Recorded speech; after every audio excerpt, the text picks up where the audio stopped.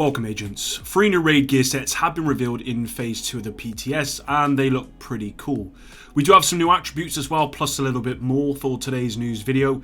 If you do enjoy today's video, please hit the like button below and subscribe for dedicated Division content. With that said, let's just get right into this. Okay, so the 3 new raid gear sets, spelled THREE, because I know you guys know that I can't say it properly, comes courtesy of Solus, who posted them on Reddit and put out a video on them as well. So all credit goes to that person. I will leave a link to their video in the description if you want to go and show them some love. Now, without rambling on, we're just going to get straight into this one. First up, we have Aces and Eights, and it requires the Sharpshooter specialization for the 5 and 6 piece bonuses. So the 2-piece bonus is plus 20% weapon handling, the 3-piece is plus 20% accuracy, 4-piece is plus 10% marksman rifle damage, and then the 5-piece is called Dead Man's Hand. Flip a card by shooting an enemy with your marksman rifle. Headshots flip 2. Full House refills your weapon and stops ammo depletion for 10 seconds. 4 of a Kind grants 30% bonus armor for 10 seconds. And Aces and Eights grants the next 5 bullets 100% damage. And the 6-piece is Sheriff's Favor. Effects of Dead Man's Hand are applied to all of your party or raid members. Next up, we have Tip of the Spear. Requires survivalist specialization for the 5 and 6 piece bonuses. The 2-piece plus 20% pulse skill power. The 3-piece is plus 20% cooldown reduction. 4-piece is plus 20% or just 20% protection from elites.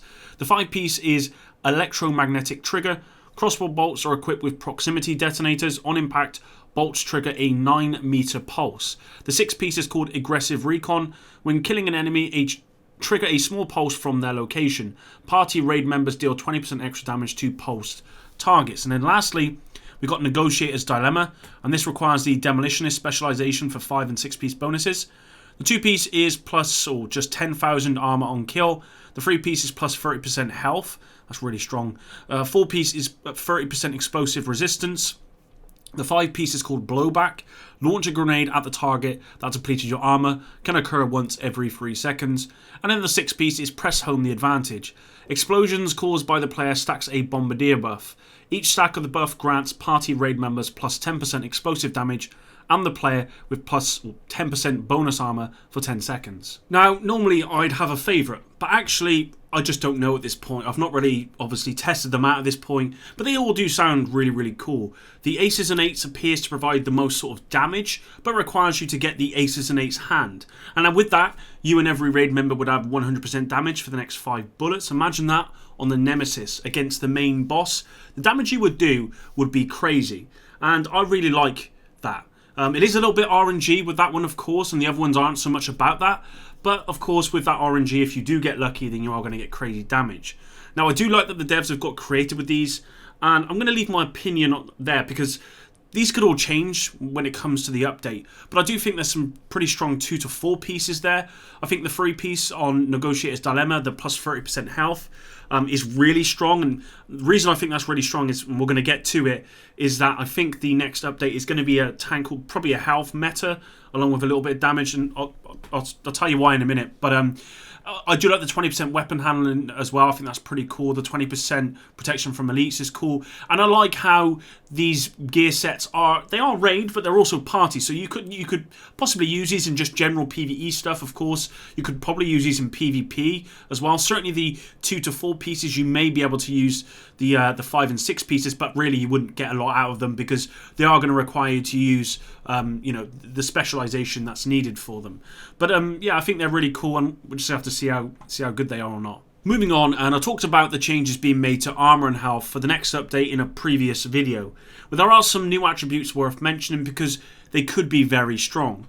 Now, I can't remember who uploaded these images, but if you're watching this video, thank you very much. All credit goes to that person. If I do remember who it is, or I can find the post where I got these from, I will include it in the description below. Now, the first one is a new total armor attribute.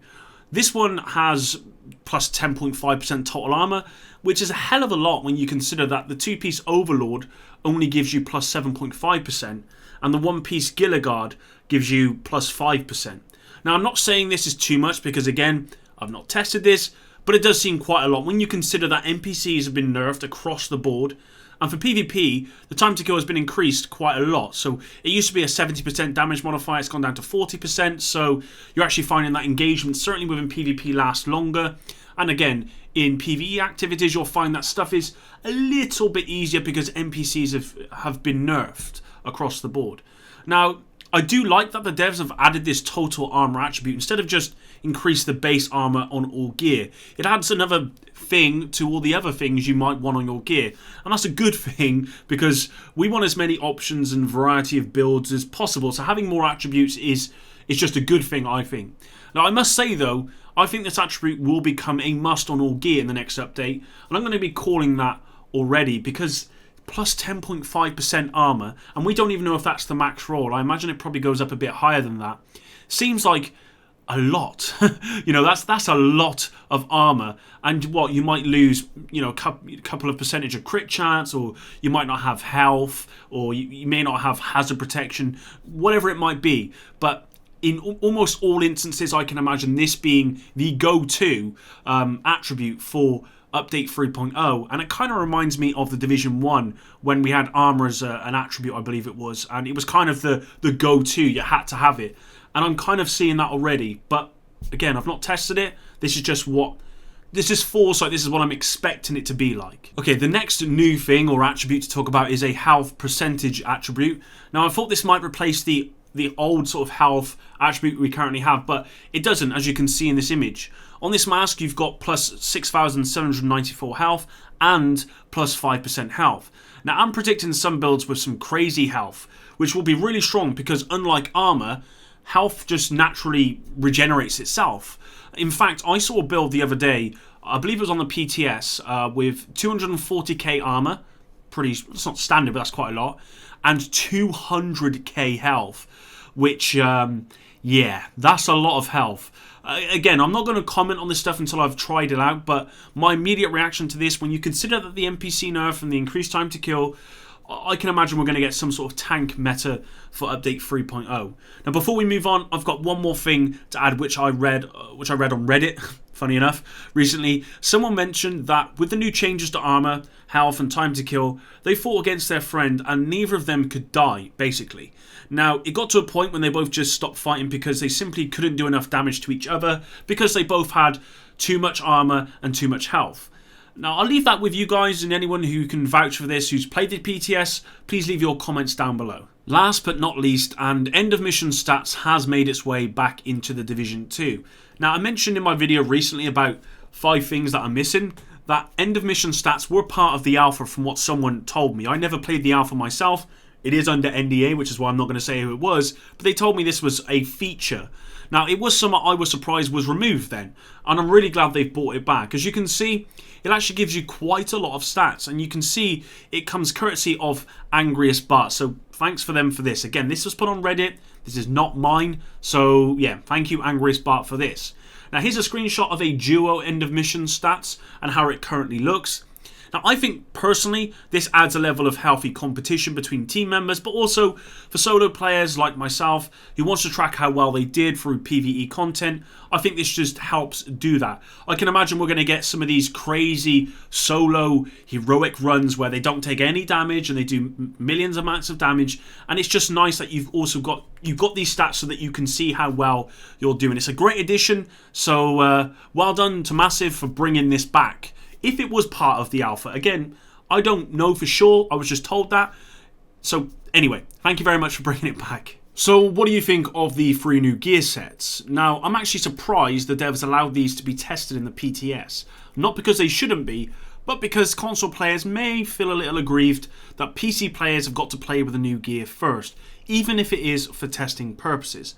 Now, I personally don't care, but it did come as a bit of a surprise to me, and ultimately, I just want these gear sets to be good before I get my hands on them. The gear sets we currently have, ongoing directive and all of that stuff, really weren't that good and weren't worthy, at least, of the gear set status, so I would hope these are. Now, they do sound interesting, and I like that they are tied to a specific specialization, but we'll have to see how we get on with those. The new health and armor attributes, I hope, are balanced. As I said, I'm not going to say that OP and need to be nerfed because I just don't know, but I'm concerned that the changes to NPC damage and the PvP modifier already made us take less damage, so adding more armor and more health to the equation could mean the tank meta is back, and this time no one is going down. Now I hope I'm wrong, and I'm sure if I were right, the PTS will fix that. Anyway, thanks for your support, and until the next one, Epic out.